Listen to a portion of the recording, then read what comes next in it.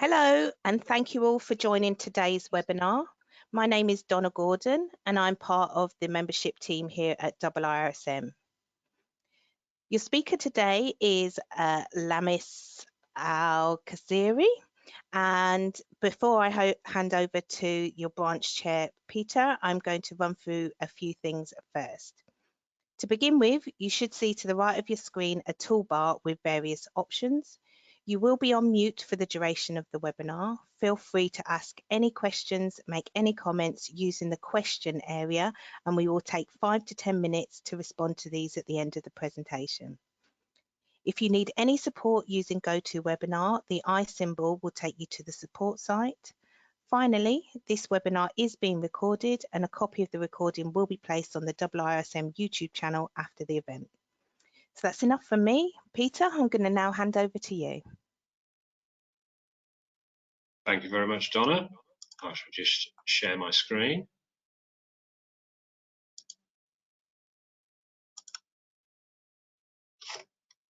So, welcome everybody to the 98th branch meeting of the International Institute of Risk and Safety Management, UAE branch.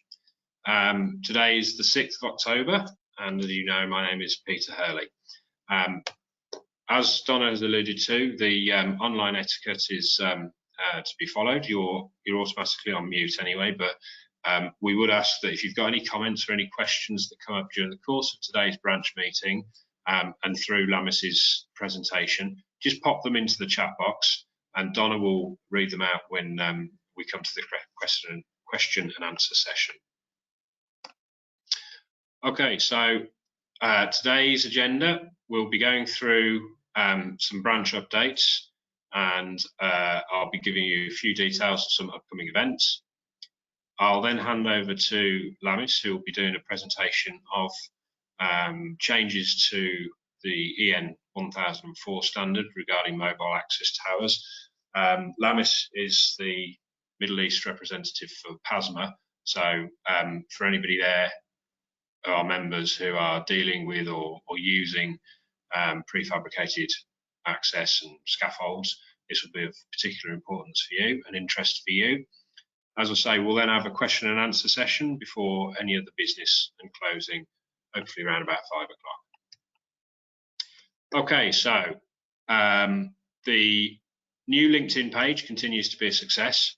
We've now got more than 750 followers for the last 3 or 4 months, I suppose, and it's confirmed now that the old branch LinkedIn page has been taken down from LinkedIn. So if you were a member of the old LinkedIn page and you can't find it in your profile for whatever reason, that's why.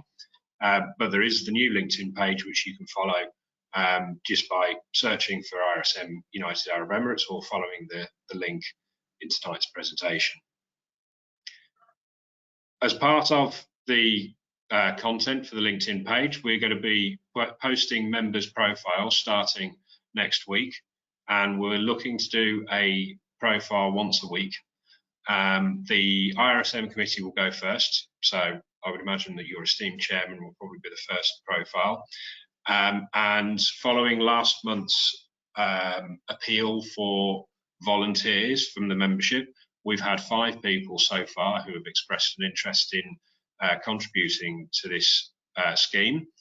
If there are any of you here tonight who would like to have their profile put up on the LinkedIn page, please contact me or contact a member of the committee, either on the WhatsApp group or through a personal message, or you can email the RSM branch email account, and we'll add your name to the list. Now, the profile is going to be a standard set of, I think, 5 questions, just to get an idea of who you are and what you do in terms of health and safety and your professional profile. Okay, news about the planned site visit to the Makers District. As you may recall, or you may be unaware, this was planned for about 6 weeks ago, but we had to postpone it due to a lack of interest. We're still planning to do something later on in the year. The date, though, is yet to be confirmed. So far, we've had 2 members express an interest. So we can't really do this event unless we get sufficient numbers of people who are interested to come along. So to give you an idea of the event, Kevin is working for the consultancy on the site, and he's secured the opportunity for members to visit the site and see various different aspects of the work that's going on the site. Now, it's a great opportunity for some networking. It's a great opportunity to go and get some CPD and some experience of how other consultants and clients manage construction activities in Abu Dhabi.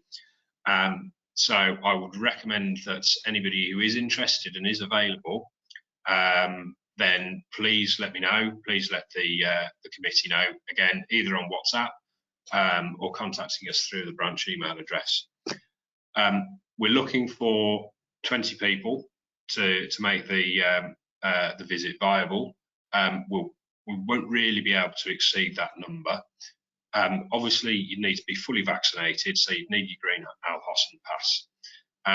You can bring your own safety shoes and hard hat, and other PPE such as high-vis vests will be provided by the site personnel. Okay, so that's there for you to have a think about. It will be during the working day. As I say, I don't know what the date will be, but it will be during the working day. So I appreciate if people aren't able to get the time out of the office or out of the site to be able to do this. But if you are able to schedule a couple of hours out of the office or away from the workplace to attend this, it does prove to be, or it should prove to be, an excellent event.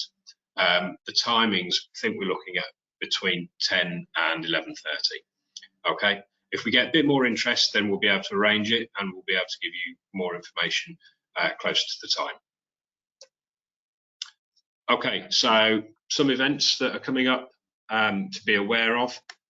These are all available on the IRSM website. If you log in and then go to search for events, you can find all of these events listed down there, and you can register to attend these meetings. There's a long list of international and UK network meetings now planned for the rest of the year and scheduled on the website. The forthcoming ones in Egypt, India, Qatar and Nigeria for October are listed there, and there are multiple ones happening in the UK as well. So if you are interested in attending any of those, please register on the website. Similarly, any students who may be with us, or if you know of any student members, please be advised of the upcoming events in terms of personal branding and the Network Masterclass, as well as future events through to the end of the year and the start of 2022. Again, these are all listed on the IRSM website. And then finally, for professional development, there are a couple of new events that have been scheduled. Environmental social governance is coming up on the 14th of October, and that's looking at how effectively organisations are actually managing themselves in terms of sustainability. The Developing a Growth Mindset has been in the diary for a few months now. There's a new and looks quite interesting workshop coming up on managing psychological health, safety and well-being in the workplace. So looking really at the mental health aspect of things and the psychological health aspect of things, looking at the ISO 45003 standard. That will be in the middle of November. In addition to that, there's a couple of new events to look forward to in 2022. The Exceptional Leaders Create Outstanding Teams, and Outstanding Teams Create the Culture is a workshop taking place in February. That's been added to the calendar. And there's going to be a workshop to be confirmed looking at travel risk management and introducing the new ISO 3103 standard. As I say, the date for that is not yet confirmed. Those are all up on the website, so if you're interested, please go and check them out. Okay, to give you an update of what's coming up in terms of the UAE branch, next month we will be joined by the CEO of the Institute of Leadership and Management, and the topic of his conversation is yet to be confirmed. In December, Andrew Merrison, the Group Head of Health, Safety and Environment at Darwish bin Ahmed and Sons Group here in Abu Dhabi, will be joining us.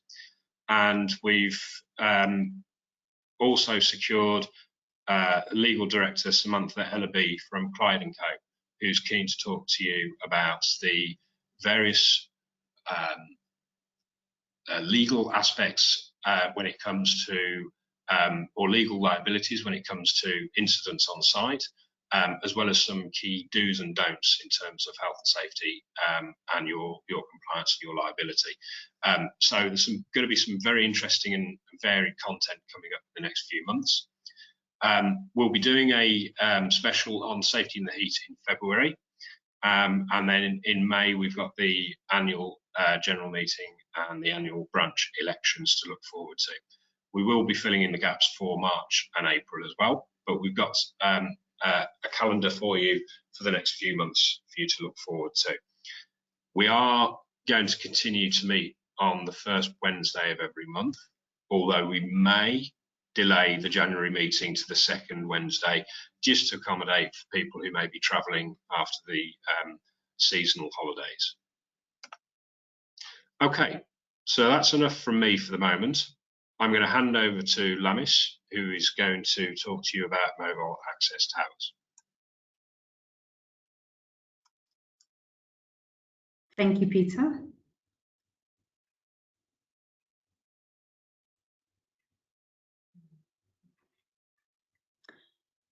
Just to see that, can everyone see the presentation?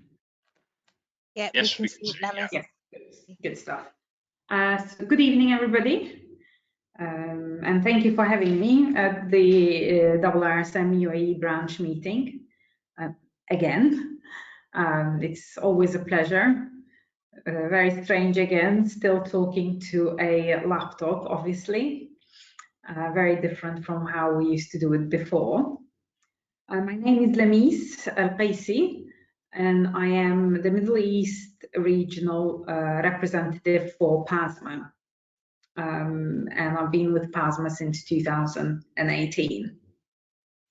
So PASMO stands for the Prefabricated Access Suppliers and Manufacturers Association.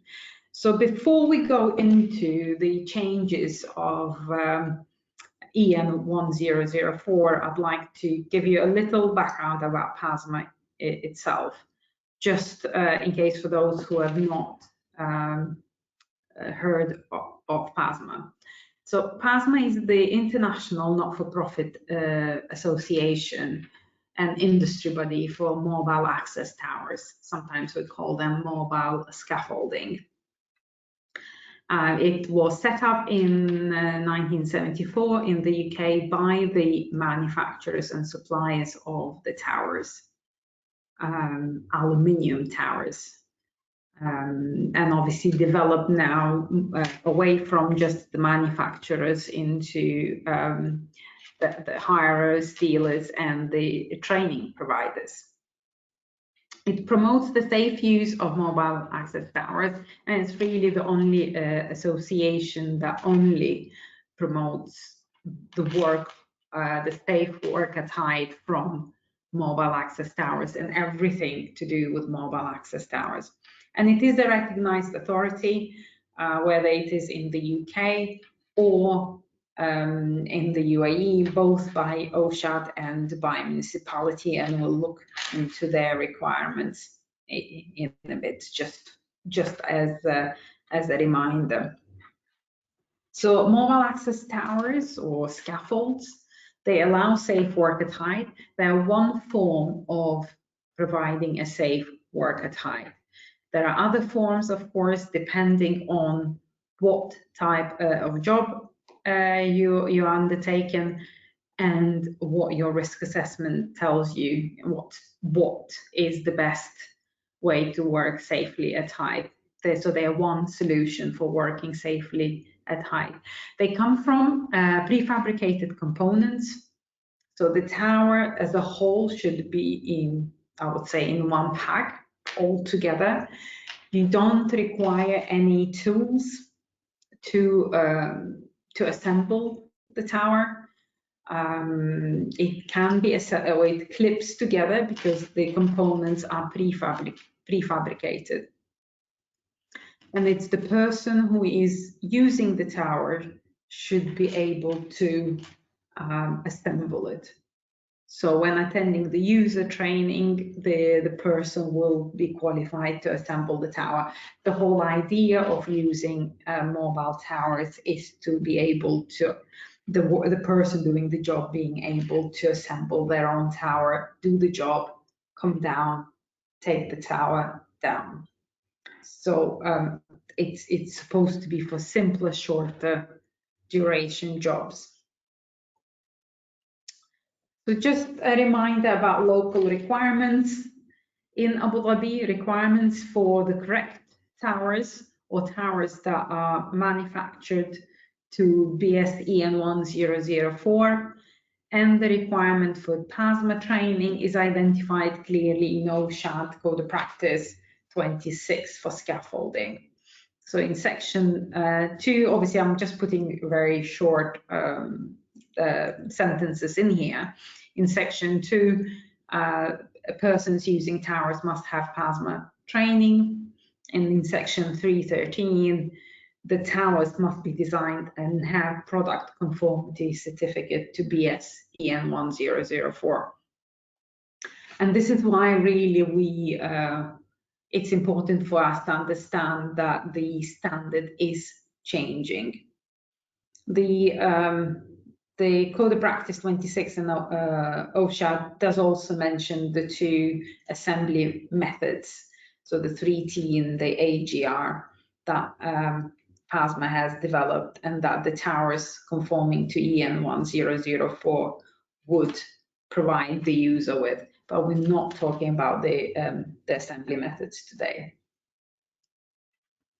In Dubai, well, I'll call it just pre-COVID, the technical guideline 74 came out towards the end of 2018. So, and in section 3, it talks about the use of equipment which has third-party product conformity certification to BS EN1004. So it mentions that the towers, because the guideline is for mobile access towers, that the towers must have product conformity certification to the standard. It also then mentioned in section M, which is for training, that it is recommended that all those responsible for work at height using mobile access towers are trained. Example, PASMO Tower for Managers course, or then obviously any equivalent. And everyone that is using towers should be also competent and trained to an internationally recognized standard, such as PASMO. So these are the 2 requirements that are available at the moment, where the safe or the recommended product conformity certification to BS EN1004 is mentioned. So now I'll just talk a little bit about the standard itself. So the standard, we refer to it as EN1004. Obviously, the full name is BS EN1004, Standard Mobile Access and Working Towers Made of Prefabricated Elements. It was originally published in 2004 and now is superseded by BS EN1004 Part 1 2020. It was published last November 2020, and at the moment, up until the end of November 2021, the 2 standards are still available. However, on the 30th of November, the 2004 standard will be made obsolete and withdrawn. This is important. I mean, if we do have anyone here who is from a manufacturing background, this is vital for them, because the standard itself is for the manufacturers, it's for the design of the towers. However, for the end user, it's important to know what are the changes, for example. So the changes that came with the new or the updated version are the suggestions and the concerns that have been raised by the end user, that have been addressed now in the new standard. So I'm going to just go through a few of the changes to the within the standard itself. So the new standard is for towers from ground level or 0 meters to 8 meters platform height outdoors, or 12 meters indoors. Where previously the standard, or the EN1004 2004 standard, started at 2.5 meters to 8.12. So the maximum upper height has not actually changed, but the tower now starts at ground level. So what it means for manufacturers and designers is that now they will have to take into consideration all the requirements of the standard for all the towers, the towers below 2.5 meters as well. This will look into stabilizers, where previously there was no requirement, for example, for low-level towers. Now we will have this requirement. So the standard will now cover low-level towers as well. What it means for the end user is that the low-level towers will become much safer, because they will now be manufactured to a recognized standard.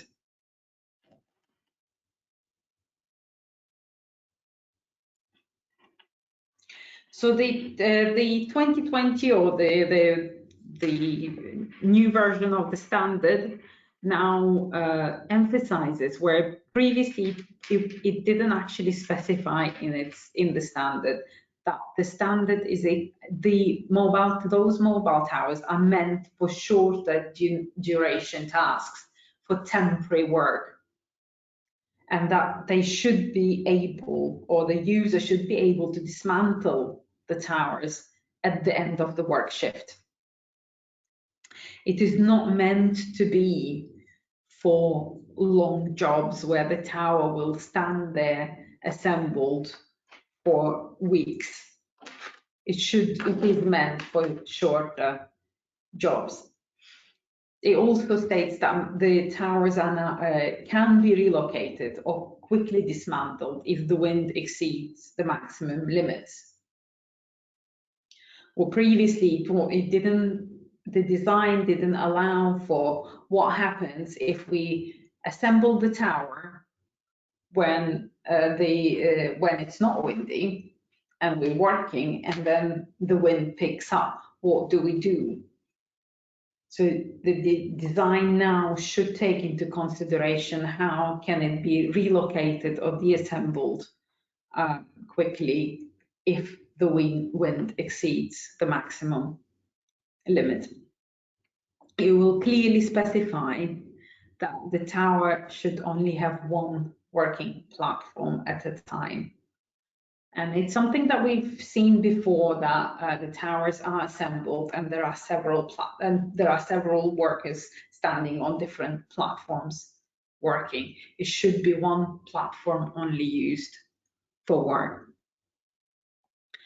The design will also emphasize that the towers are not designed to be used with personal fall arrest equipment. And I think, although in some countries this is not an issue, it is something that we faced as an issue in the Middle East for sure. I mean, I personally am a health and safety practitioner, so so it is something that always comes up. Do we wear a harness on when using a mobile tower? So now the design will specify that you can't, this is not designed to be used with personal fall arrest equipment.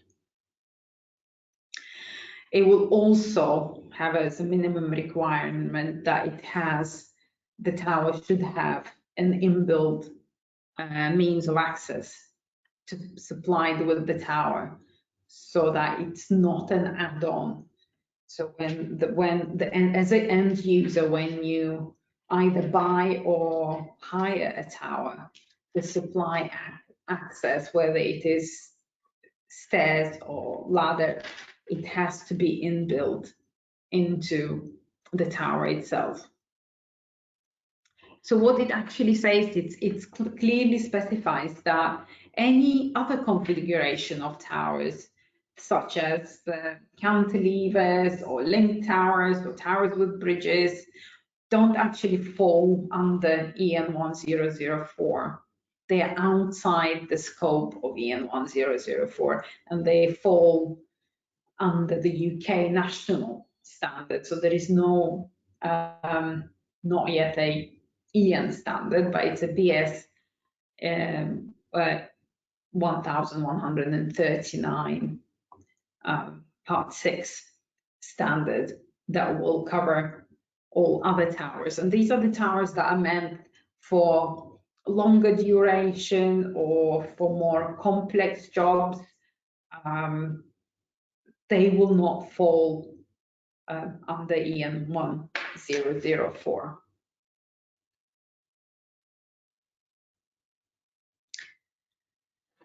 Other things that are new with the new standard is that there is a now shorter maximum distance between the platforms. So the distance has been reduced from 4.2 meters to 2.25 meters between the different levels of platform. There's also shorter maximum distance from the ground level to the first platform. It's been reduced from 4.6 meters to 3.4 meters. This is really just to allow for the tower to be more stable.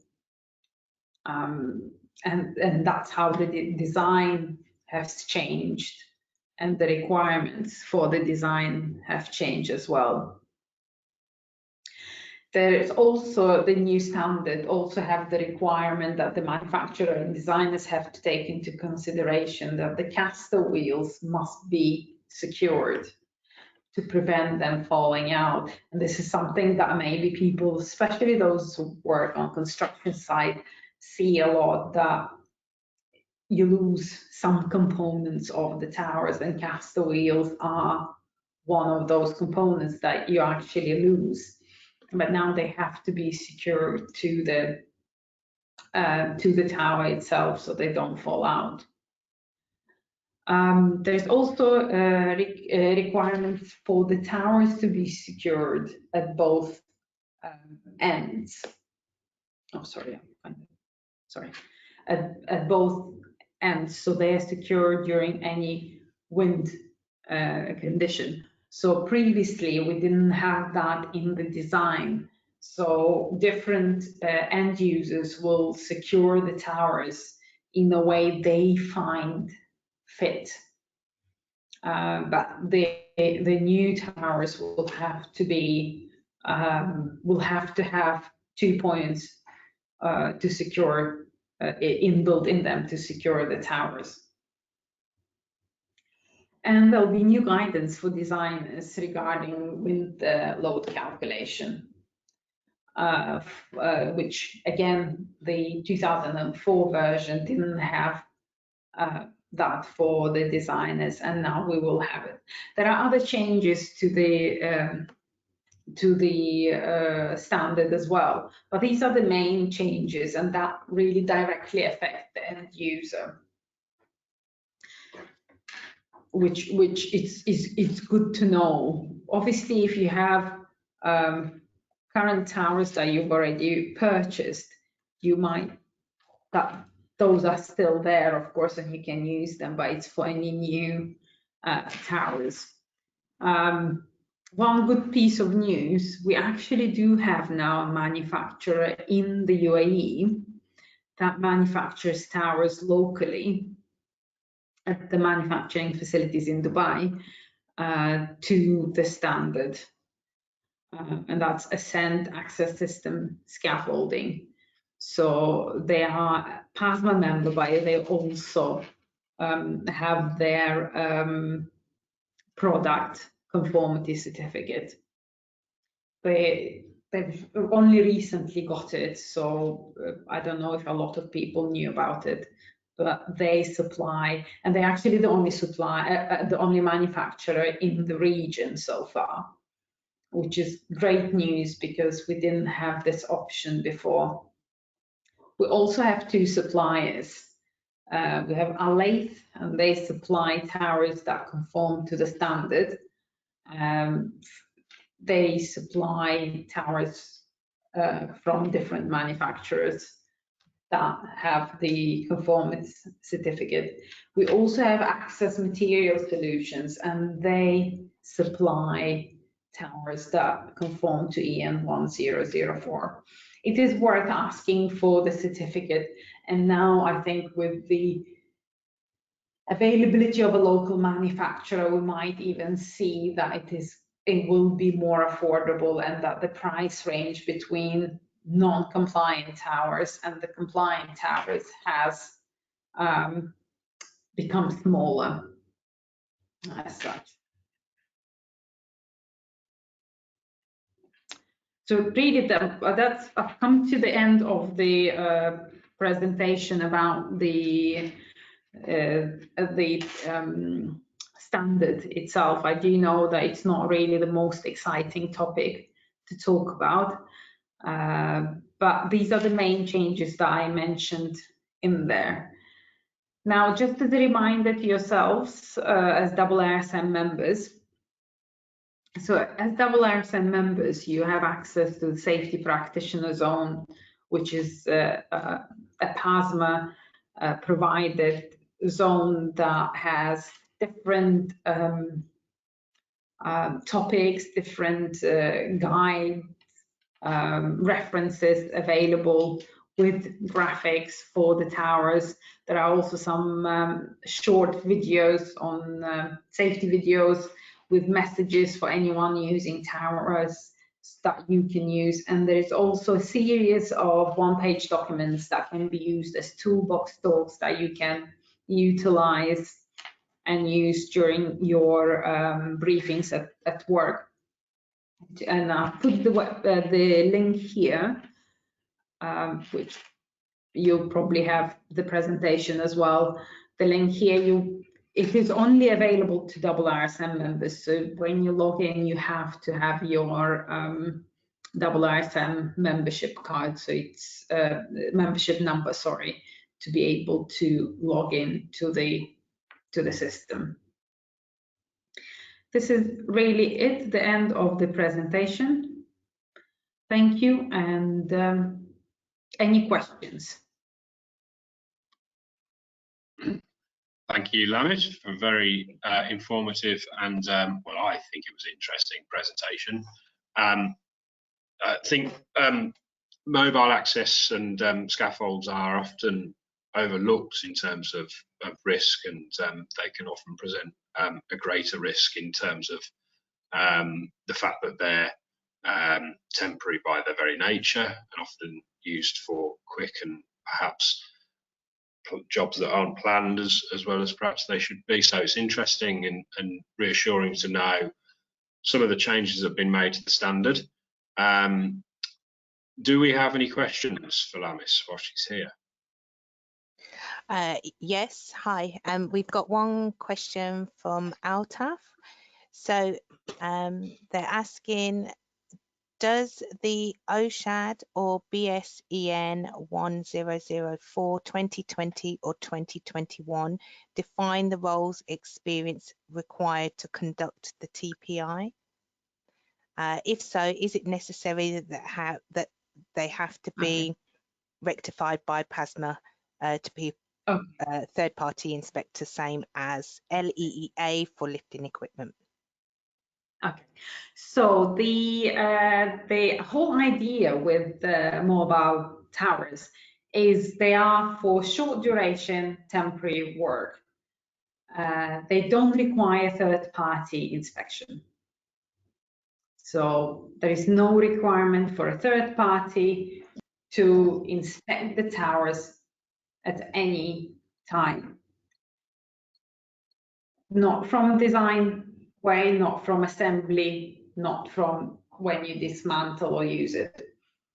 The whole idea of mobile access towers, and this is what's different from your traditional scaffolding, is that the traditional scaffolding is made for longer term jobs, and it's designed by scaffolders for the specific job. It's assembled or erected by scaffolders, and it then has to be inspected by a third party before you start work on it. Where with mobile access towers, it's the user that has been trained in how to use mobile access towers, and that's the PASMO training for towers for users, will allow the user to assemble, use, inspect, dismantle the tower. Now the manager, however, so this is for the user, the manager will have to have some role in inspecting the tower, and there is the PASMO Towers for Managers course, where the manager is able to inspect the tower. They don't need to obviously assemble it, but they're able to inspect it in more detail. That's the whole idea of a tower. So really, if you are a painter, or you have a painting job, you have a facilities management company, you send a painter or two painters to do a job in a shopping mall. The two painters should be able to assemble the tower themselves, do the job, take it down and go. So there is no requirement for third-party inspection. Does that make it, did that answer the question? I think that's clear. Thank you, Lamis. Yeah, very good. Any more questions? Yeah, so if a mobile tower is met with the old standard compared to the BSEN 1004, is it possible that the user can modify their own standard and get certified from a third-party inspection company? No. It's very simple. No, you can. There is a standard now. I don't have it at the top of my head, and I will send it to you. I could send it to you, Peter, or I'll send it on the WhatsApp group. Okay. Or if you would like, if the somebody needs to modify the tower, there is a standard that they have to follow. And if they're going to modify it to become compliant to the new standard, so they have a tower that is compliant to EN1004 2004, and they want to modify it to 2020, they still cannot have a product conformity certificate. I mean, they could if they have it, but it costs a lot of money.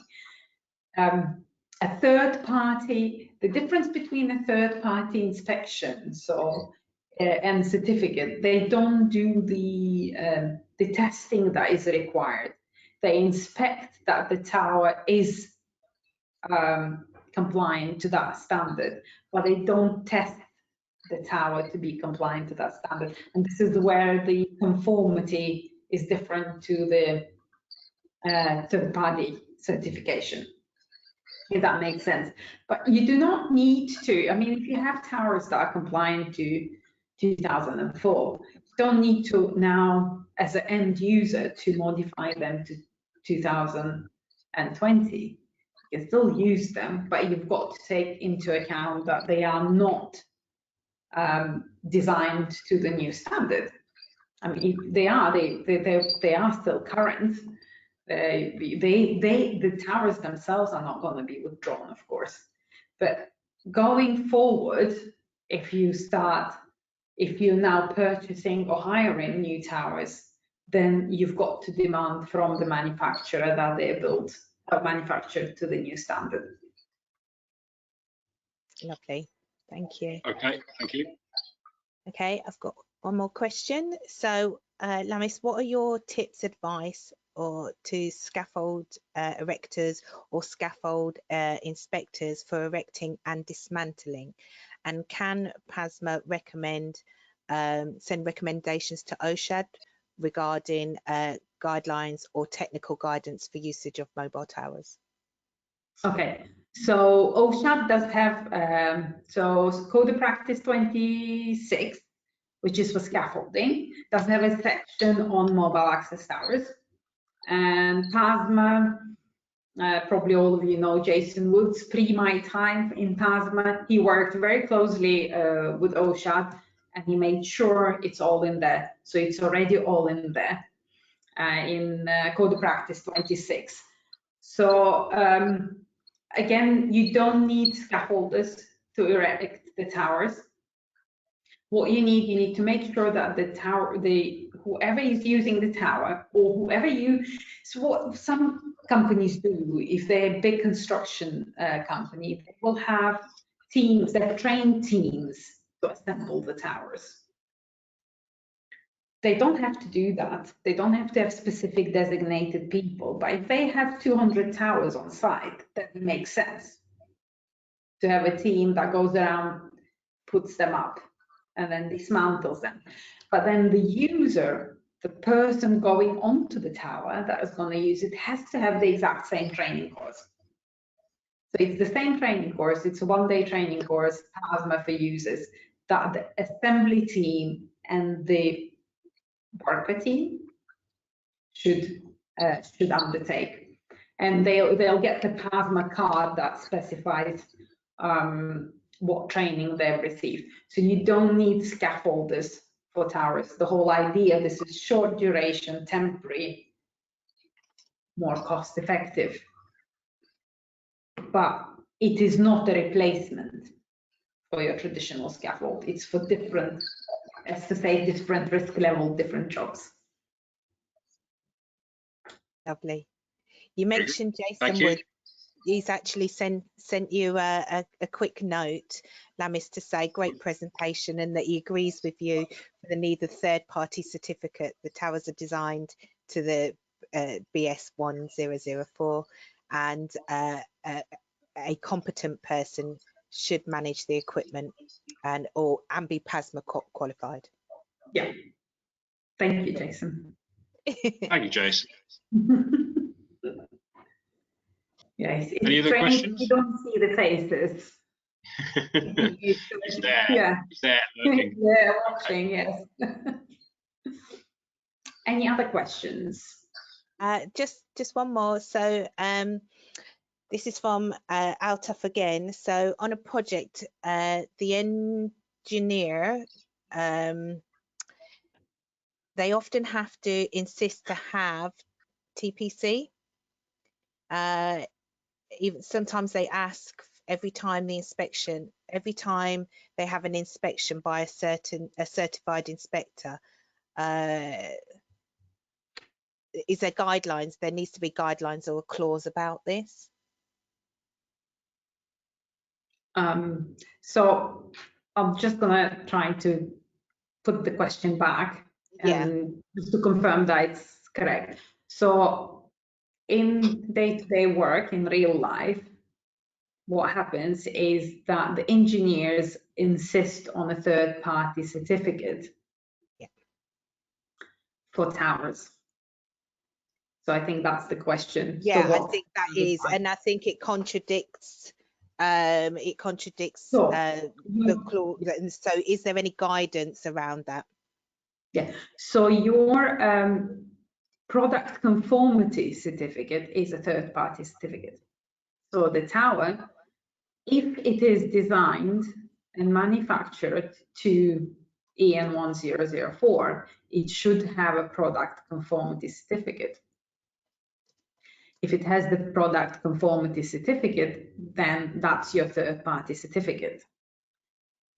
And it is explaining to the engineers. Now, I know it's not easy when you are actually on site to explain that, because we like to see a TUV certificate or other certificates on the towers plastered on them, or on any equipment really. It's maybe recommending to the engineers that actually they attend the Tower for Managers course. And this is where it is explained. If they look through OSHAD, or if they work in Dubai through the technical guidelines, there is no mention that the towers must be inspected by a third party anytime during their use. So the requirement is not there.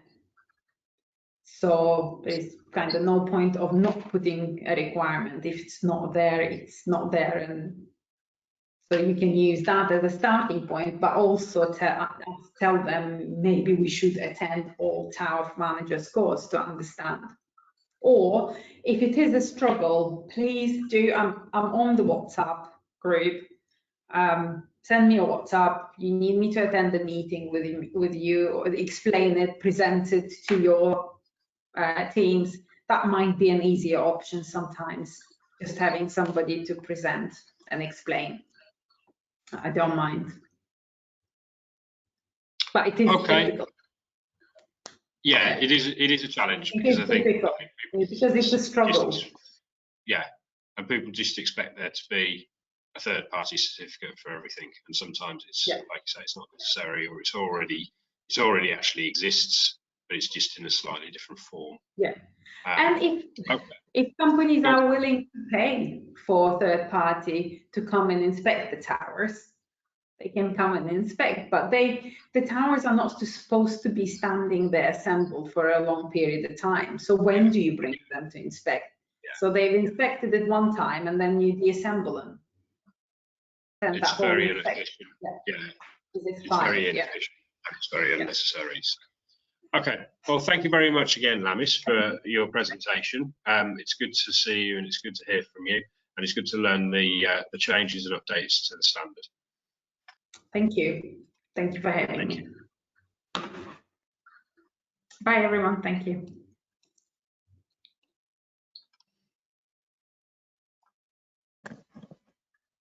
Lovely. Thank you, Peter. Yes, thank you, Donna. Can you make me presenter again, and I'll round up the.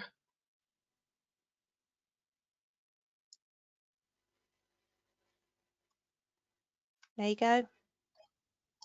Got it. Lovely. Okay, so on to any other business. And it's the usual. So we still have merchandise available. If people are interested in availing themselves of a white or black polo shirt or baseball cap, or a very fetching mug, please drop me a message on the group, or personally, or email us. It's obviously difficult whilst we're still in a form of lockdown. We will be bringing them to meetings once physical meetings start again. But as I say, we still have many available. So if you're interested in getting your hands on some merchandise, let me know. And just to round up, we've got a raft of social media and communication channels. So obviously the WhatsApp group is very active. It is full at the moment, but if you want to join, then if you send me a message, I can share a link with you which will allow you to join. We have our RSM Middle East Twitter accounts at ME_IIRSM. And the YouTube channel as well, which the content continues to grow on there. It's a great resource. All of the branch meetings are recorded and they're uploaded onto the YouTube channel. So please check that out. You can just search IIRSM official and you'll get straight there. The branch email is active, and if you send an email to uaebranch@irsm.org, it will come through to the committee. So it automatically goes through to the committee's email addresses. So I receive emails to the branch to my personal email address. So if you've got anything you want to raise with the branch committee, or if you've got information or suggestions or what have you, then please feel free to drop us an email. We have the IRSM website, and we've got our own branch page on there, and of course the LinkedIn page that I've highlighted earlier. I'll just finish up as well by just reiterating messages from previous meetings. This is a members organisation, so it's for the members and it's of the members. If there are members out there who are interested in participating in the branch in a more active role, or if they've got ideas for presentations that they'd like to give, or they know people who would be good as a resource to give a presentation, or any other sorts of activities or informational resources that you think would be a benefit to the branch and benefit to the organisation, again, please get in touch with myself or with the committee, and we'll be glad to give them our due consideration. So with that in mind, I'd like to thank you all for your time and attendance, and we're winding up slightly early today, and we'll be hosting our next meeting on the first Wednesday of November, which is the 3rd. So thank you once again for your time and attendance. I wish you a very safe and healthy evening. Thanks, Peter. Thank you. Thank you, Lamis. Take care, everyone. Bye-bye. Thank you. Goodbye. Bye.